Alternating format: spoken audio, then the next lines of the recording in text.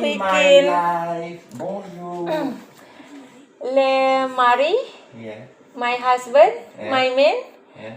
always today have allergy again. Yes. He have allergy, lagi punya allergy, so I will make for you again lemon Yes.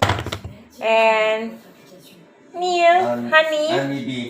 with You ini come in dulu. video? Hah? You come in video now? Wih, Oh, yeah?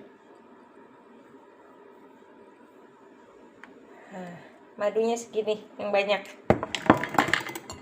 Because you always feel good, your allergy, your sneeze, your flu go away when you took lemon and honey bee, right Mila? Karena dia tuh alerginya bersin-bersin, flu, sakit tenggorokan itu bisa sembuh hanya dengan minum madu dan lemon.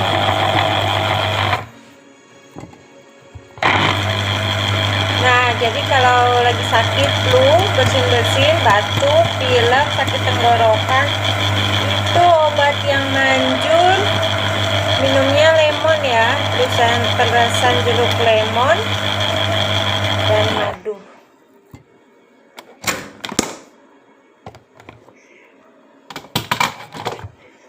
Lemonnya 1, madunya yang banyak.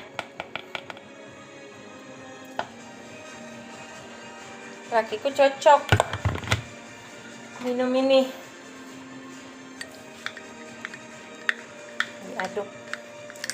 So, yang lagi musim di Indonesia, kalau musim hujan pada sakit flu, pengen cepet sembuh, minum lemon dan madu. Itu aja obatnya.